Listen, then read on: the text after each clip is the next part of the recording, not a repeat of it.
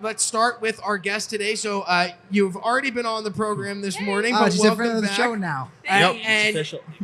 I'm sorry, go ahead. What were you No, saying? it's a friend of the show. Friend Yep. of the show. And That's it. we are at America Fest 2024 live in Phoenix. Caitlin Sinclair joining us. Caitlin, what has your experience has been so far being at AmFest? Have you attended previous AmFest before? And if so, what is the difference in energy between previous AmFest and this current one we find ourselves in, where we're less than 30 days away from the inauguration of Donald J. Trump as the 47th president of the United States? That's right. So this is my first AmFest. I actually am the spokeswoman for Turning Point Action. So being on the team, doing the groundwork for the past year has been truly incredible. I could not be more proud of my colleagues. And President-elect Trump has given Charlie Kirk and the team full credit for this election started with the young vote and it ended with the young vote. Well, and it's interesting that you say that because you look at the young vote and where they're consuming their information from.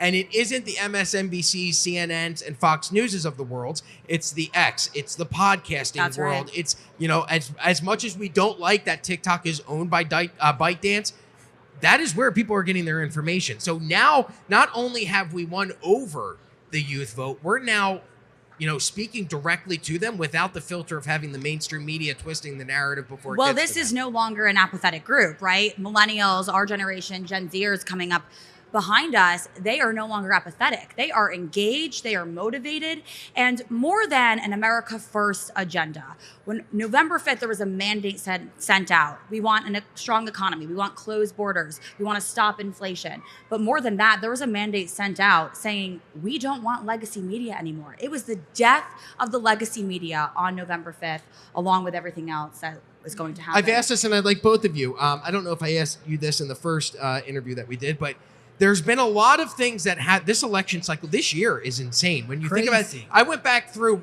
for the Unusual Suspects podcast and I started looking at weird stories that we covered in 2024, and you forget we memory hold ourselves. There's been so much that's gone on that you forget that such weird stuff has happened. But when it comes just to Donald Trump, from the convictions to the assassination attempts to the partnership with Elon Musk to the actual podcasting and campaign strategy, in both of your opinions, Chrissy, what do you think was the defining moment for many Americans to finally cast their vote for Donald Trump? I'll go to you, Chrissy, first, and then you, Caitlin, second. I'll be honest, I was part of it. I voted for Trump in 2016, and in 2020, I lived in D.C., so I voted for my dog because I'm just an idiot. But in 2024, I came back around. It started with the wars. Like, that was a big wake-up call for me. The world was no longer safe. That was a big, big problem for me. And then, it's kind of like stereotypical to say, but I wanted to be able to afford my groceries and then have extra money after. I was sick of spending my entire paycheck on groceries. This is absurd. And then going to the gas station and filling up 2 cars. And I felt like every subscription I had, I would get from freaking BarkBox, the dog subscription box. It was like, hey, your subscription's going up $5 and YouTube TV is going up $5 because we can't afford to operate in this economy anymore. And what used to be, like 4 different subscriptions that cost, like $120, all of a sudden I was paying like $190, and it all adds up really quickly. So I think it was just a hit of being fed up with so many different things. Couple that with being unsafe. I know I was kind of talking about earlier. It's like, I have a gut feeling that when I'm unsafe, like, women just have a good intuition about that. And I feel unsafe in very safe parts of the country. And it's because there's liberal madness running these cities. Caitlin, what do you think was the pivotal moment that helped Donald Trump win the 2024 election? I actually think it's when they replaced Joe Biden with Kamala Harris, totally erasing what this country stands on as far as principles and systems and a real democracy.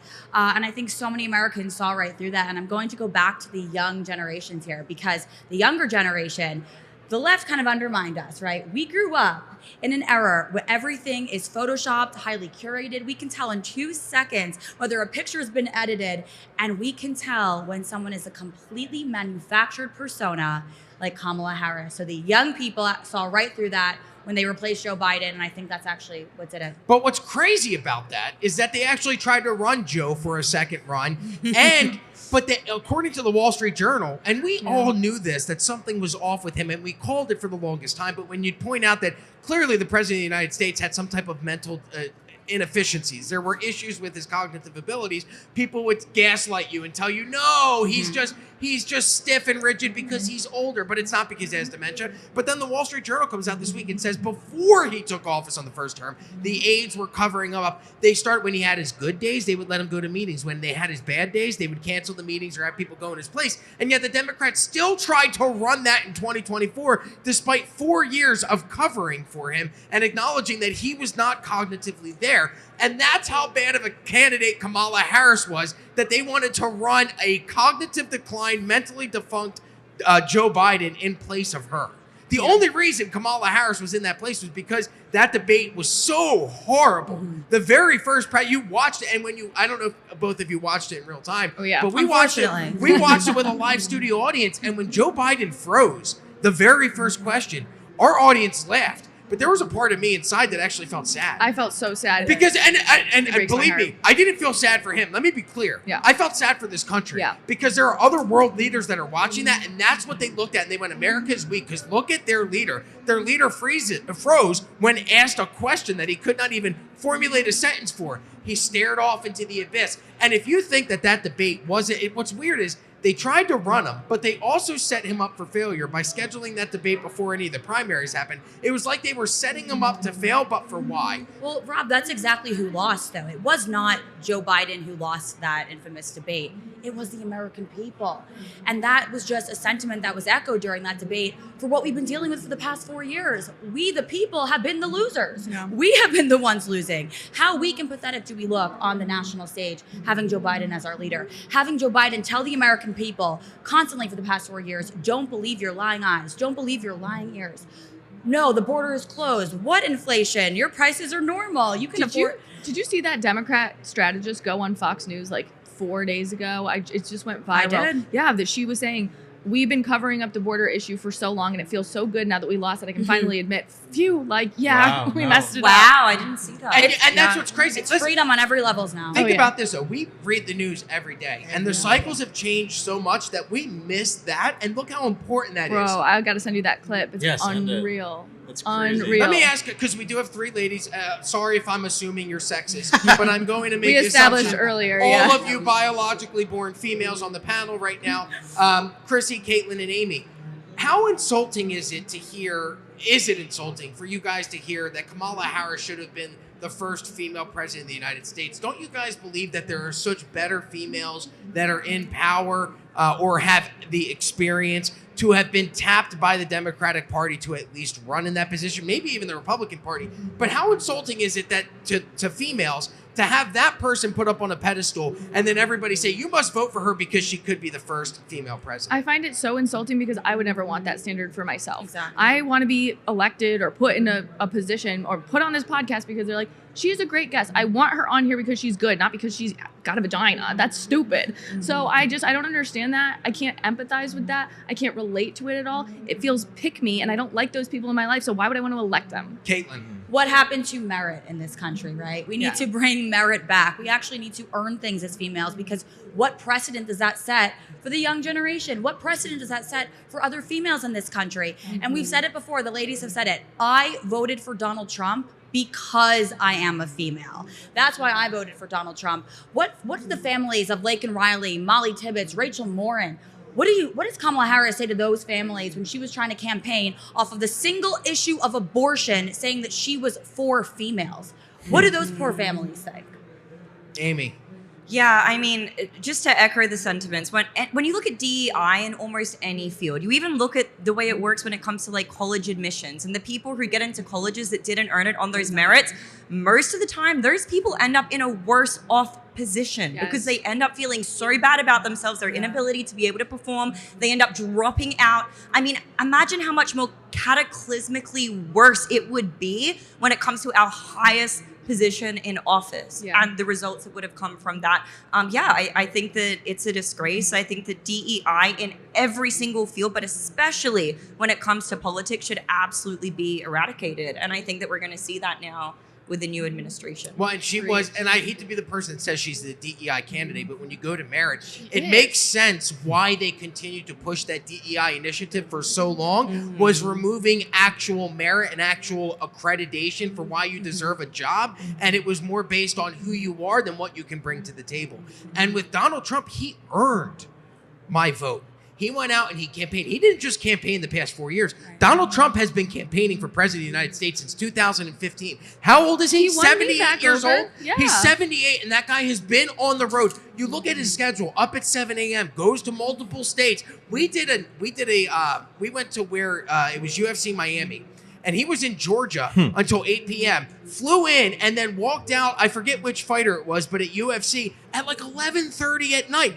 They say Joe Biden was unavailable after 4 p.m. because he was cognitively not there. And you had Donald Trump flying around the country, multiple states in one day for the past 11 years trying to win your vote. You're exhausted watching him. I'm like 27. Like, I should be in my prime, and I'm like watching him. I'm like, gosh, I'm sleepy for you, man. But Chrissy, look what you also said, right? In 2016, you voted for Donald Trump, and then you voted for your dog in 2020.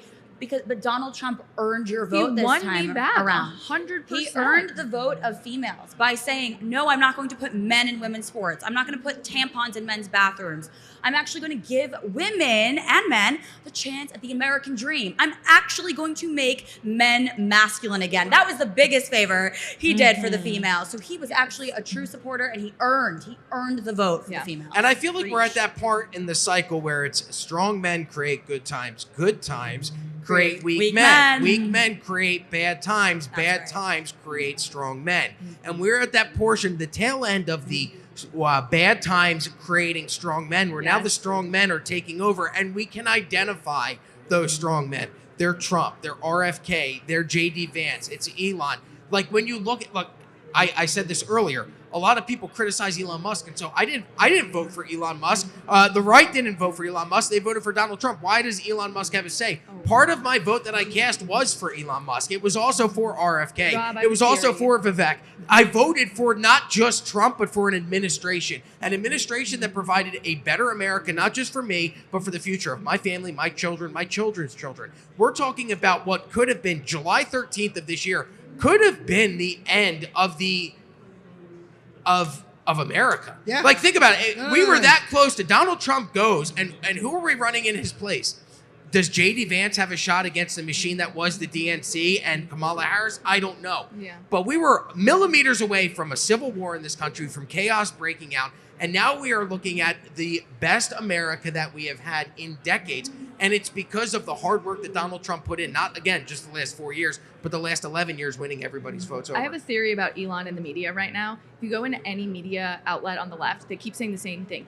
Elon Musk is the most powerful political figure. He's not. Donald Trump is. Like, that is inarguable. I think what they're trying to do is they know how effective Elon Musk is, and so they're trying to goad at Trump's alleged ego that he thinks they can't have two, like, alpha men in a room in hopes of pushing him out. It is such typical grifter behavior, and I'm like, oh, this is so transparent. But what they don't understand is that iron sharpens iron, and you have two alphas that can remove their ego and go, look at the idiots that are saying this. Okay, it's MSNBC that's saying that he's the president and I'm not. Donald Trump knows that he's the elected president, but the narrative that we didn't vote for Elon Musk, I did. Who here on the Democrat side actually voted for Kamala Harris in the primaries? Nobody. 14 million people voted for Joe Biden, and they swapped him out with her because it was the better chance that they thought they had to win against Trump. They spent $1 billion in 4 months, and it failed miserably. And where did that $1 billion go? Does anybody have to build Call Her Daddy sets? Classic. As females, how insulting is it to you guys that's the podcast that she goes on? It doesn't shock me, though. Like, I feel like people were, like, appalled. I saw that coming from a mile away. Are you kidding me? This is one of the biggest podcasts, love it or hate it. But I think it's just degrading to the office. It's so funny to watch these people go, oh my gosh, I'm just, like, appalled at the way Donald Trump handles himself. I'm like, you just went on a sex podcast, chill. Yeah, I mean, it's like, go ahead. It was bad for both sides. Like, my wife, she's a big listener of Call Her Daddy. It's her thing. You know, she was disappointed that she was paid to have her on the show because she really likes Alex Cooper, whatever her name is. And she's like, oh, she used to be so real, and then she got paid to have Kamala Harris. That she doesn't believe in Kamala Harris, and I think it's bad for both sides. Like, it didn't do anything for Kamala Harris, and it didn't do anything for Call Her Daddy. No. She was even complaining about she didn't even get paid afterwards. But my problem is why podcasts like Call Her Daddy even exist, because look, we're longing for real role models right now in this country. When you're paying people like Cardi B to come twerk at your rallies and then wondering why you didn't win elections, that's why. It's because we are longing for real good role models, not for the Alex Coopers of the world. Of course, incredibly successful, but on what grounds? First of all, her podcast is constantly demeaning men. And again, I go back to talking about why we won this election. It was thanks to the fraternity brothers in this country. It was the men standing up and saying, hey, I am sick of how much the Democrats demonize me, how much they emasculate men, how much they tell us they hate us. We want to return to masculinity. And all Alex Cooper does is go on her podcast and talk about how horrible men are, tells disgusting stories, talks about herself in such a demeaning way. Yeah.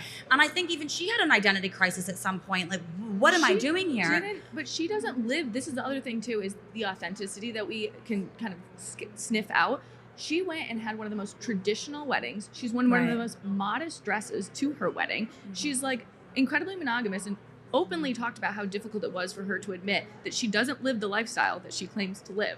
So she's a grifter through and through when it comes to the lifestyle she lives versus the way that she preaches online. And so I think people saw that, and they can now separate things from Kamala Harris to Kamala on Alex Cooper. It's like, listen, maybe I like some things that you say, but I've watched you grift before, and so you're clearly grifting. It was really smart. So my wife, 5 minutes. All right, we're going to wrap up in 5 minutes. My wife, one of the things that she wanted to do was she really wanted to understand who Donald Trump was. She had heard all of these media narratives her entire life about who Donald Trump was, and what took her to actually learn about Donald Trump wasn't reading books. It was listening to him going on Joe Rogan. She listened to the entire Joe, and my wife has never paid attention to politics. And she said, this election is important because, again, goes back to the groceries thing. My groceries aren't affordable. I don't feel as safe as I did before. There's all these weird things that they're pushing on kids at school. The vaccine schedule that they wanted to give my 5-year-old son. It's insane. So my wife looked at those things and said, I really need to take control of the information that I'm consuming and make an educated decision myself.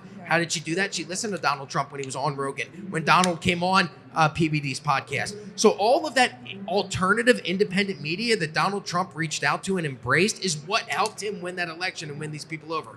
Since we have limited time, I want to ask both of our guests, thank you, by the way, for joining us, both of you guys, your future predictions for the country.